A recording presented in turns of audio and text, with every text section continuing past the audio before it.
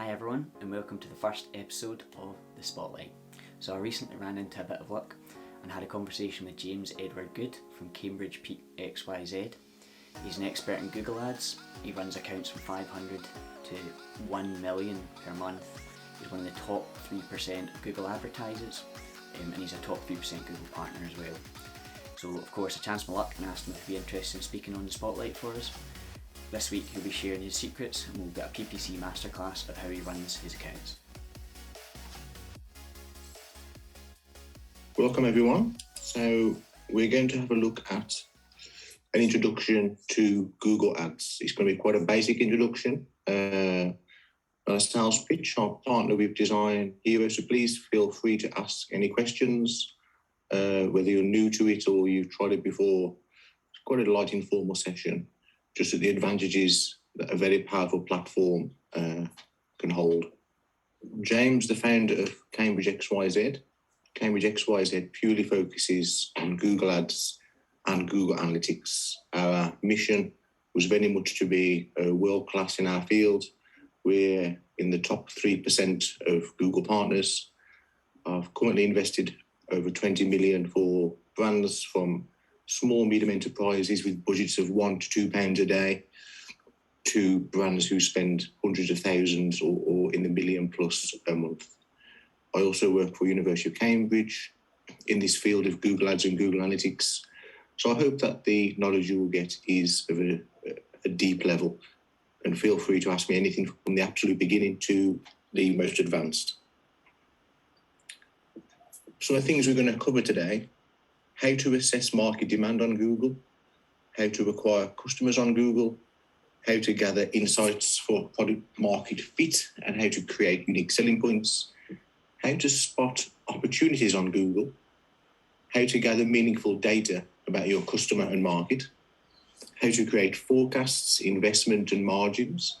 For those of you who are looking for an investment, I often have a lot of venture capitalists come to me and to say, how well this business is going to do.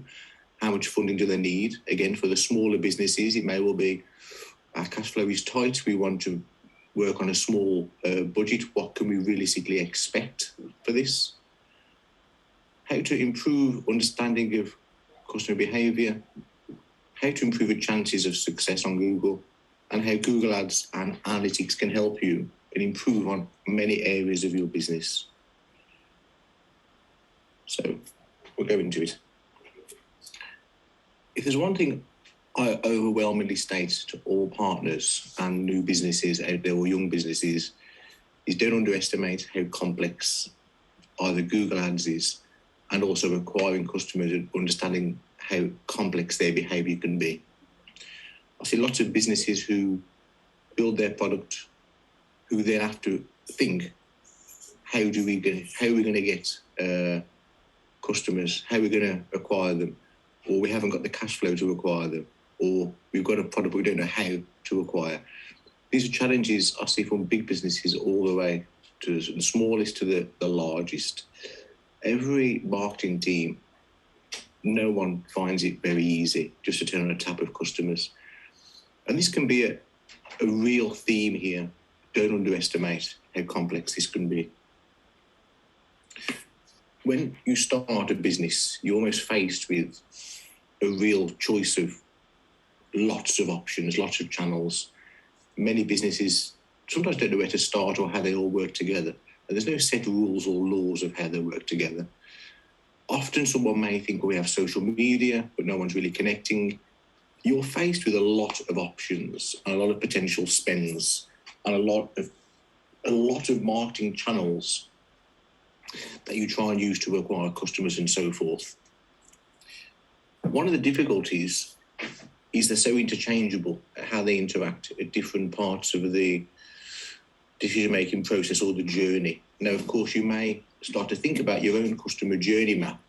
But one thing I always encourage everyone to do is think about your own buyer behaviour. Think about how your own customer connects with you. Think about very much, how does someone find you? How can they be influenced by you? What research do they do before they commit to your product or service? And think about all the different ways you go through, from awareness all the way through to being a repeat customer. Now, of course, on many different marketing channels, many businesses just simply want to advertise on one and get the return immediately. And it really, unfortunately, seldom happens this way. For example, we may well look at some decision-making processes that take simply 2 minutes, or some may take 2 years. My point here is to start thinking about what channels you would use along the customer journey map and why, and also acknowledge the fact that they're often all related and interchangeable. It is getting easier to track behaviour, and I say that loosely. If we think traditionally, when I first ran my first few businesses, the idea was you could advertise in a newspaper, the radio, on TV, but you really had little understanding of where the money has gone. Has it really influenced the people? You can try and draw some correlations between what we invested in 3 print magazines last week and we had X amount of customers, or radio. But the data was very, very limited. With the birth of digital, there's much more data at hand, especially in Google Analytics. I would encourage all of you, if you have a business, to implement Google Analytics and try and set time aside every week to have a little dive into the data to understand how are those audiences connecting with you and where do you find your successes. Certainly with digital, it's become a lot easier to track, and it's of no surprise and predictability that digital marketing is the place where many businesses go to now to acquire new customers, primarily because if we invest in millions of pounds, we want to see the impact and results and measurability. And we can do this to a very great degree. It's not perfect and we'll never have absolute visibility, but you can't tune into someone's mind exactly why they do things. But with Google Ads Analytics, you certainly can get a very clear insight into who, what, where, why, how, amongst other hundreds of metrics. Let's look at Google Ads. This is a session today about Google Ads. So Google Ads primarily is split into 4 main things. We have display ads, which you might often see when you visit a website. You've been looking at products before and you put them in a cart or you put them in the basket. Maybe after that, you will visit a website online and start to see the product you've been researching pop up in an ad. This is what we call display ads. And we may target people on certain websites or with various interests or various behaviours and try and put our ad very much a push strategy. Video ads, for those who use YouTube, video ads can be a very powerful component of a strategy. But one I find tends to create influence more and positive feeling more so than attracting someone to buy there and then. We also have app ads. For those of you developing apps, you're probably aware of all the different app ad opportunities, again through Google Ads. And primarily, and the one we're going to focus on today, is via search. So Google search, typically you type in a query or combination of words or letters and a results page, a search engine results page will be displayed. Just to make absolutely clear, so here, the market, someone has typed in car insurance. The result has displayed several listings, I think 5 here. 4 out of the top 5 are Google Ads. This is the ads, this is the Google search. This is what we're going to talk about today. I should also mention that Google Ads works that you bid on keywords, which we'll discuss shortly, and it's an auction. But it's not necessarily an auction where the highest bidder wins. Now, we won't cover the exact mechanics of an auction today, that's more for an advanced session, but the basic principle is to understand we're talking about bidding on keywords that your potential customers may use to find product services like yours, and then the results are displayed, and when you click, and only when you click on an ad, that is when you pay Google. It's known as a cost per click or a pay per click advertising model. So for these advertisers here, these 4 ads, this one is known as an organic listing. Companies may work on from search engine optimization. If someone clicks on the top one, only the top one will pay, and they'll pay depending on what the auction price was to Google. The sheer potential of the opportunity on Google search in particular is enormous. There's 2 trillion searches a year, almost 63,000 per second of people searching on Google looking for answers, looking for different things. You can almost pretty much find anything on Google that you're looking for. And this is where it becomes very unique, because unlike social media, where you're pushing out a product or you're pushing out something and hope someone bites, on Google, there's no real social value there. Usually a market is looking for something and they're looking for the results, and Google displays them on the best fit. Now, typically here, this is where I find a very powerful advantage, because often these are the moments that someone's looking for something, you can connect with them at the exact moment they want it. So, for example, if I was looking for a local restaurant or a coffee shop or a product, at that moment I may use Google, and then those providers who offer what I'm looking for will appear in the results, either organically or from Google Ads. With such big numbers at play, Google often breaks them down into 4 pillars. I want to know, I want to go, I want to do, and I want to buy. Now, the reason it's important to know, because we all use Google in different ways. And of course, if you're a smaller business, you may well consider, well, if someone is going to research my product, perhaps I need to invest in the awareness stage, but realise perhaps they won't convert for a few days or even longer. Or conversely, possibly, if they're in the I want to buy moment, do you need to be there at that exact moment? And is it profitable for you to get that click and then get the purchase? By segmenting these opportunities into certain groups, we can start to understand a little bit more about our market. So, for example, I often find people who type in the keyword buy, or they type in a SKU, typically I see their conversion rate be much higher. On the opposite end, when you see Google searches around what is, how much, you can often think, well, these are very much research-based questions that perhaps aren't likely to convert immediately or as quickly as other ones. Doesn't mean they're less valuable. It just may mean you treat them differently in a different strategy altogether. Google has something powerful called the keyword planner, for those who haven't come across this. This is where we can look at how many people search in a particular location for product or services you offer. So I've just gone with the example of car insurance across the UK for this particular presentation.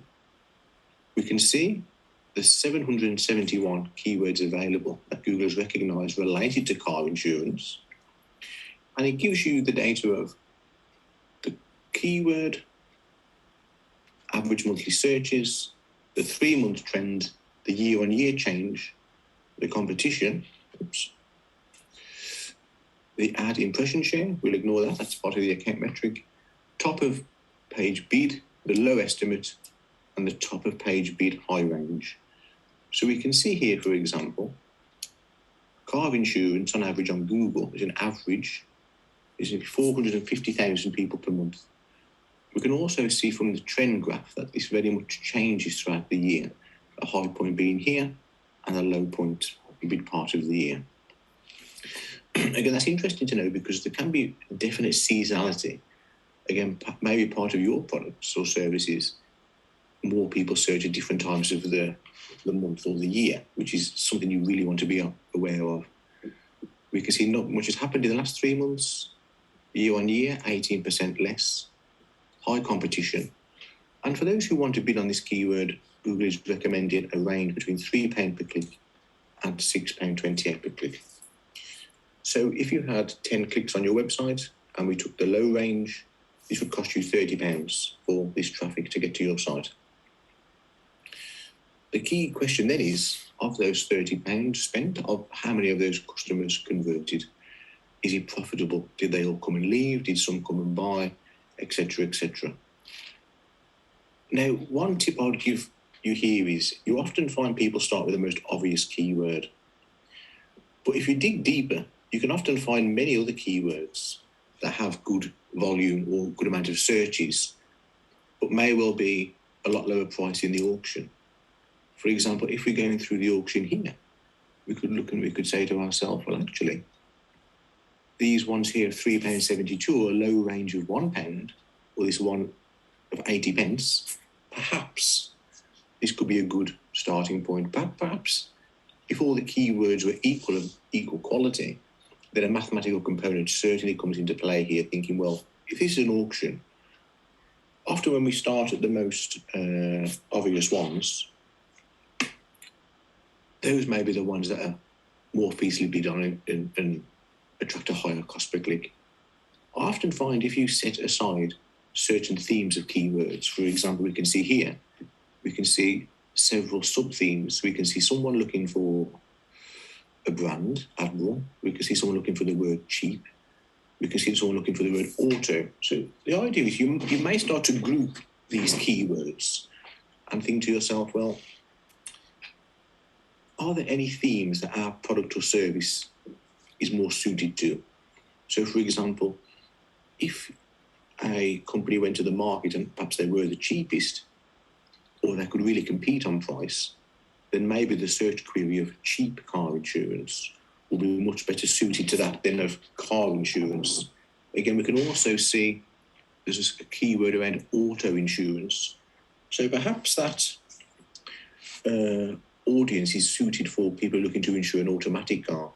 Now, again, if the policy is designed around that particular segment, you would think that this is a really tailor-made segment of people who are looking for something very specific that you offer, that you can solve their pain point and their needs most effectively.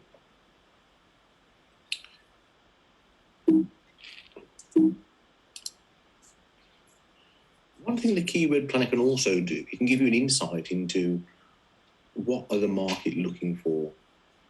Are there any clues as to how we can convert their interest into conversion? Now, one of the interesting facts I see here is when I was asked a few months ago to evaluate a tea company, I was thinking, well, I don't think tea is my most go-to place on Google. I think maybe thinking of in shops and supermarkets, perhaps events, trials, but the search volume is here. So a tea company will launch a tea product, came to me for this research. When we looked at the keyword planner, we learned a lot about how people search online. Now, one of the things we saw was... Sorry, give me a moment. One of the things we saw online was that there's different ways of tea that people search for, and we could glean from this that are there different product aspects that we could build into the product. For example, we could see nighttime pucker tea here. Now, what we learned was actually part of the motivation behind buying this tea was actually around helping to sleep. So when we researched it more, we could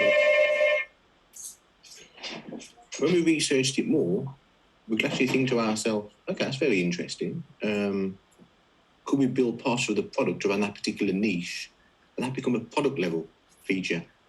I would encourage all of you to think about the keyword planner and think and learn about, will it give you any clues as to what the market is looking for?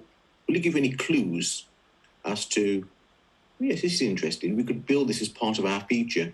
So here, for example, the company may well think, well, if people are looking for tea to help sleep, maybe we can position our marketing around that. Maybe we could have some testimonials around how it helped them. But we're using the keyword planner before we've even started to launch the product to really think about the ways in which people are looking. I would encourage all of you to think about, how do your audience search? How do they look? How do they really use Google? What's their decision-making process? You may even start off with a very tight-knit 10 or so keywords and think, well, we think our audience search for this. We think it's a good match. Let's say this could be a health supplement. It could well be a carpenter, could well be an electrician, could well be something huge like car insurance, and so on and so forth. What we're trying to do here is break them into small cohorts, break them into different segments that we can ultimately treat a little bit differently. So if we were looking at the car insurance, you couldn't just group them as one, and you can use Google Ads as well. We've got Google Ads on. But this is where I see most companies fall down. They haven't segmented their audience enough. And now anyone can make steps at segmentation of their potential customers. If we think about the car insurance example, we have those looking for just car insurance, those looking for cheap, those looking for auto.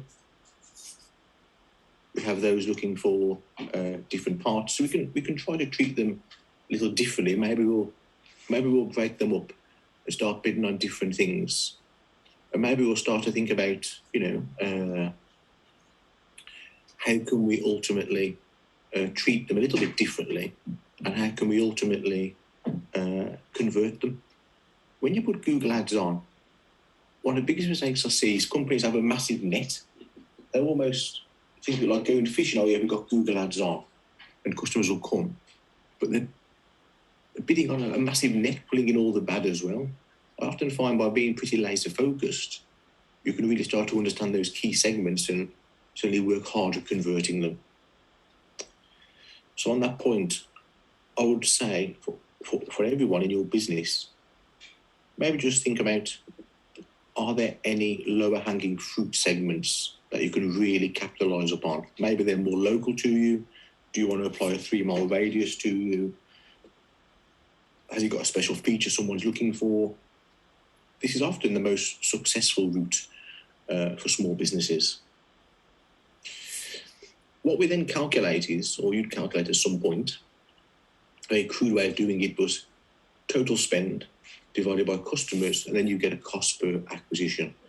So let's say I was working upon the car insurance, I spent £1,000, and we had 20 customers.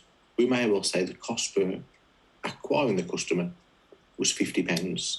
The cost of the policy was X, and then you crudely take away one from the other. That's the basis of understanding a cost per acquisition. And for those of you who want to scale and get more customers, you can then use the keyword planner to say, well, actually, even though we had 100 clicks, we know X more people search each month. Therefore, we can build a calculation of, well, if we want 10 customers per month, we need to get X amount of clicks to generate the 10 on average, and the cost of all those clicks on average is going to cost us Y. We can then start to build in calculations to see, well, actually, if we want to acquire a customer per month, or 10 customers per month, or 100 customers per month, this is the likely budget and strategy we'll need to achieve that.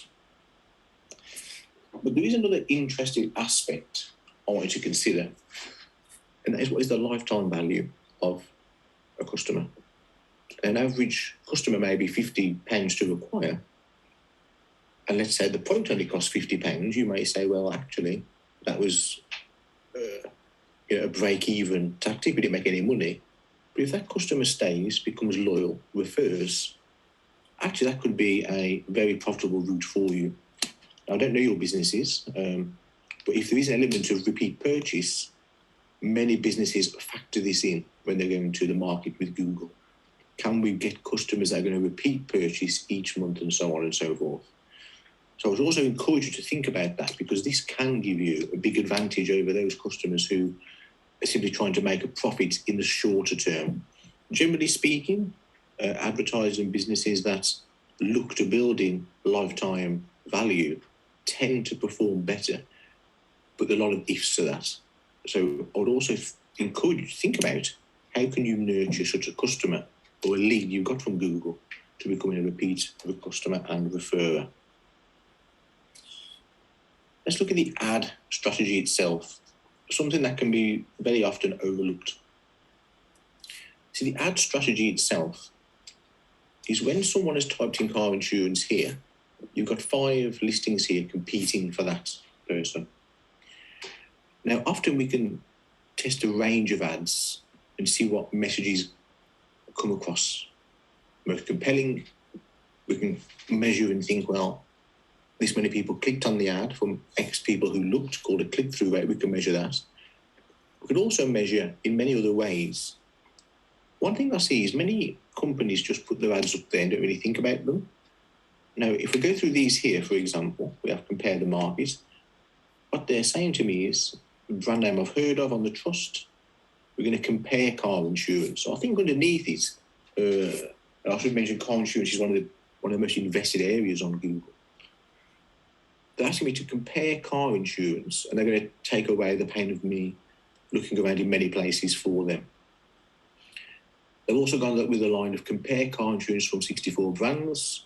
We have a free quote, we can help. So very much along the way of, we'll do the groundwork, we'll compare it for you, we'll take away that pain point. So I think it's a very clever strategy they're using here. They've also got the seller ratings in there, seller rating 4.9, based on 16,000 reviews. Again, I see reviews as being a very powerful element of Google. We can also have a look at the next one down, add more car insurance, simply the best. I'm not totally sure I like this particular ad strategy as such, but they have backed it up with voted Personal Finance Awards Best Car Insurance Provider 2013 to 21. And again, the seller rating on 18. My feeling here is that my own personal choices, if I were looking myself, my personal thought would be, do I believe simply the best? They've certainly given me a reason to believe that. But I'm also thinking, well, I'd like to look around at the best price. So here, I'm now thinking, well, actually, my pain point is I don't want to look around everywhere myself. I want a provider that will help me do that. And 3 of them seem to have done that quite well. We have buy car insurance, online comparison. Although, again, I think a little interesting tactic here is young drivers, multi-car, over 50s and more. Kind of feel that could be a lot stronger, a stronger proposition. Certainly when we look at the one here, compare car insurance from 60 brands, free quote, 16,000. Kind of feels much more compelling. I like what Money Supermarket have done here. They've told me I'm going to get a quote in under 5 minutes. We're going to compare car insurance. I'm going to have to save up to £300. So again, with the ratings, I kind of really like this strategy here, that we're going to solve your problem in less than 5 minutes. You can trust us, and we could save potentially a lot of money. What you say in the ad can have a tremendous difference and impact on your success rate. Now, of course, this revolves around understanding your different markets and segments. So let's rewind a little bit. Let's say someone has typed in not just car insurance, but cheap car insurance. You'd kind of think this strategy here for Money Supermarket would be a very good fit. Although if it was myself, I'd probably put, you could save up to 300 in the blue. We often find the blue parts are the most red, they're the most acted upon, more so than the grey. So perhaps my test here would be maybe even something like save £300 on car insurance, get a quote under 5 minutes at Money Supermarket, and play around with exact variations there. Now, of course, this is all subjective, and that's why in the account there's lots of data, and you can then establish, well, this one worked, this one hasn't worked, this one works better. And again, you're trying to tune in. We know someone searched. At this point, it's up to the ad strategy to try and get that click for that person who could be a potential customer.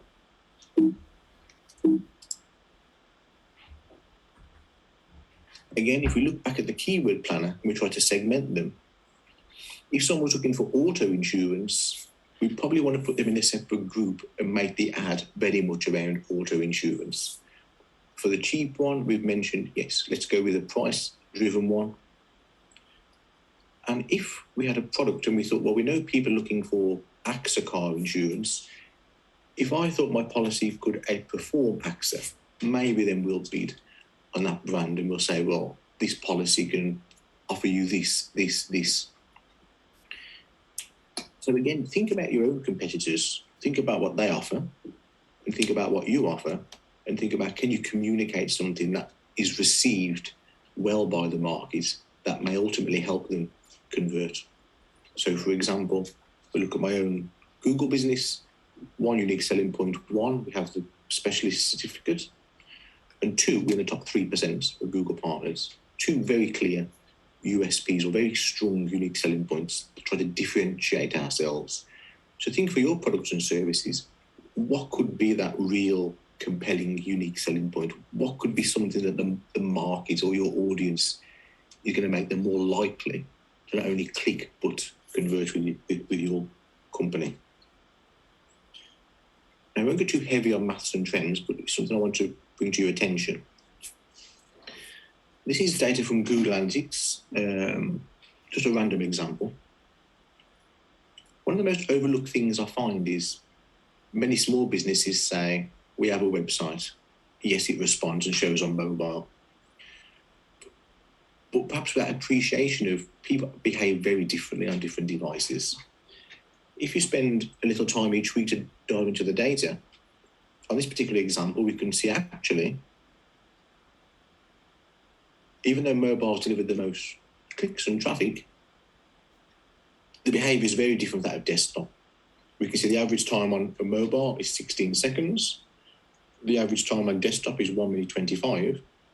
The conversion rate is less than 1%. The conversion rate is 3.4. If taken literally and equally, my own strategy advice here would be, well, actually, I think I'm going to prefer my investment to go through a desktop. Now, there are some weaknesses to that. It may be a customer searched on a mobile first and left and come back to purchase on a desktop. So there are some possible flaws to that. But the idea is you want to also invest your money where you see the best return. And it's often these maths and trends that are very overlooked that we should look at and say, well, actually, we want to really take advantage of this. So on this example, when we look at desktop, we can say, well, actually, if it converts at 4 times higher, we're going to push it through that. Again, think of day.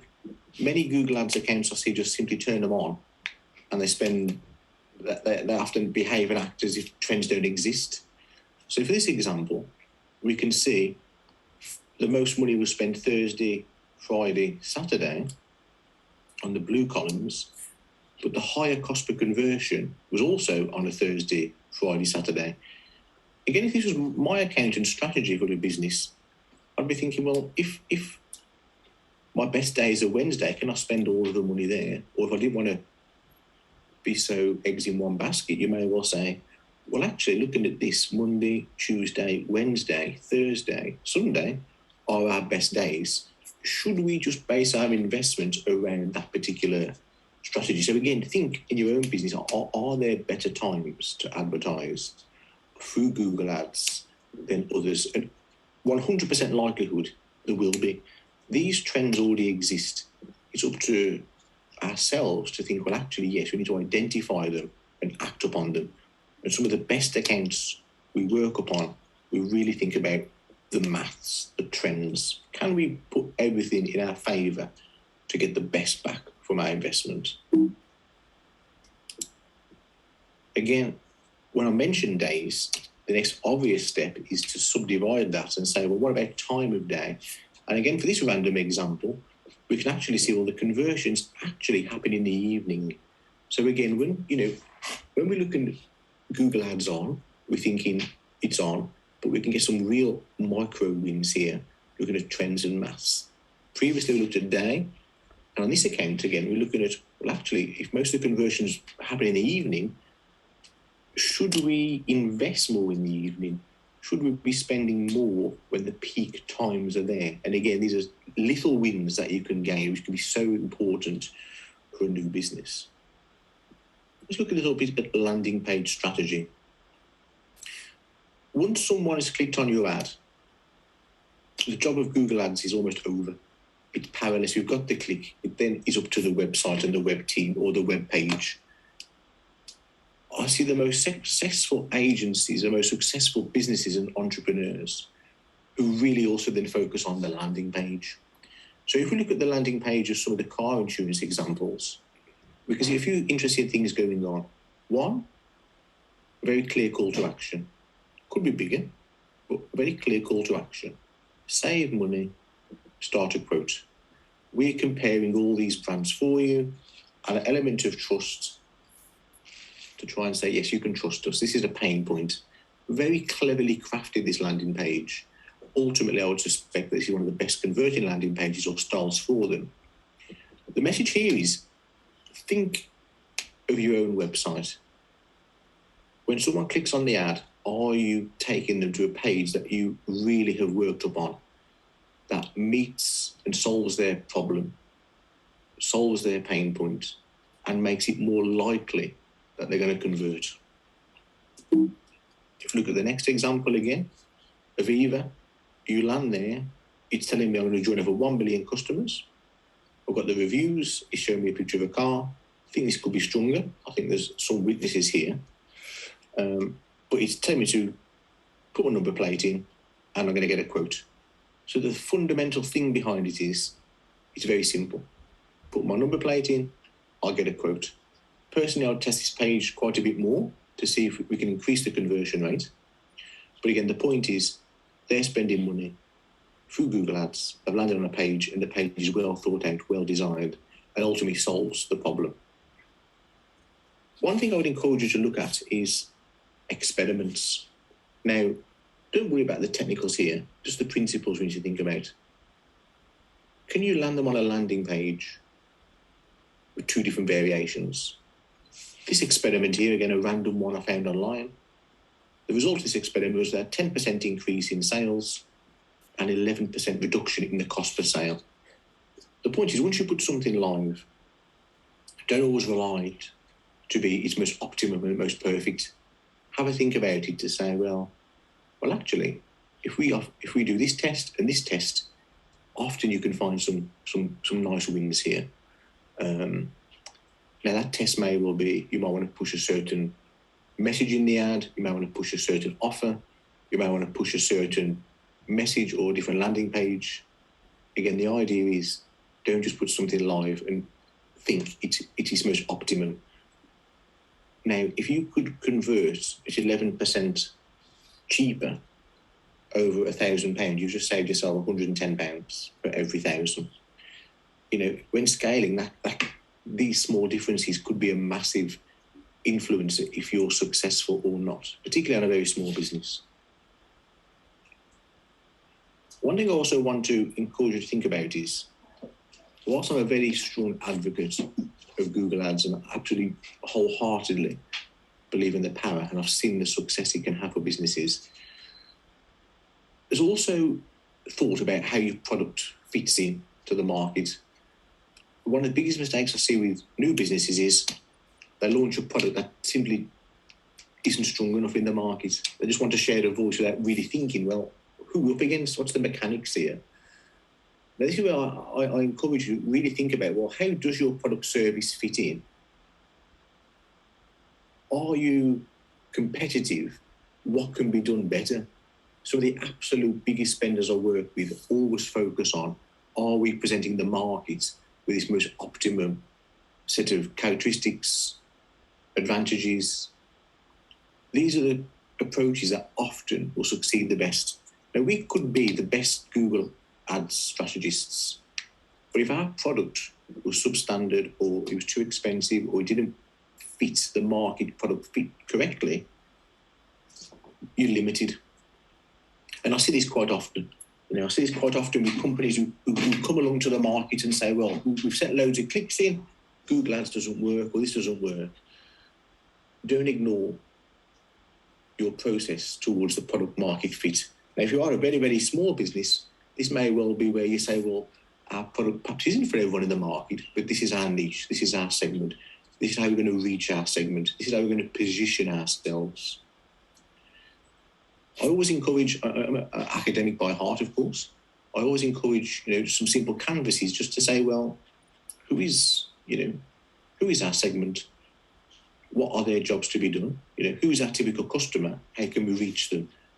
By really tuning into your customer segments, I really think you'll have a big advantage to really understanding them and thinking, well, yes, we can reach that. We can reach that person. We can also influence that person, and we can also present our offering better than others in the market.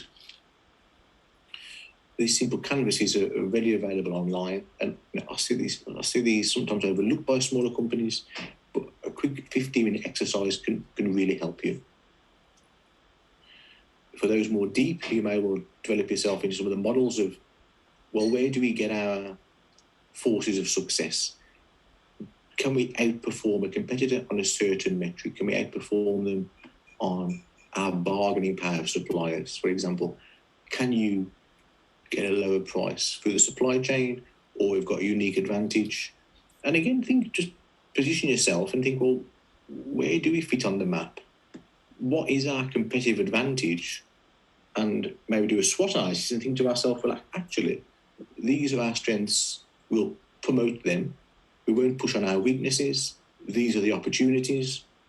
So looking back to the car insurance, the opportunity may well be, well, if someone's looking for auto insurance, do we have a product at the right product market fit that we can really sell to that segment? Maybe build a product around that segment. So think to yourself, what are your own strengths and weaknesses? Also think to yourself, well, how could you engage them throughout the process? At the moment they recognise they have a problem, how do you connect with them? One of the most successful tactics I see are those companies who get an email signed up and they try to nurture them. They realise that when they come to the website, they weren't going to convert, but they found some mechanism to keep communicating with them throughout their journey. And think of your own buying behaviour online. When you go to sites like fashion, that often give you an incentive to join a newsletter with a discount. The idea being that they're going to keep communicating to you on email and social. So again, this is where you think about, well, how could we engage our customers at different parts of the decision-making process? And again, it is complex and it can be hard. But if you can do this better than your competitors, and more importantly, if you can do this for what your customers want, this gives you a tremendous chance in business. So I hope you all found that interesting and hope that's of value to your business. If you're interested in more events from the Spotlight, sign up to the newsletter and I'll send out your invite when the next event comes along next month. Thanks for listening, guys.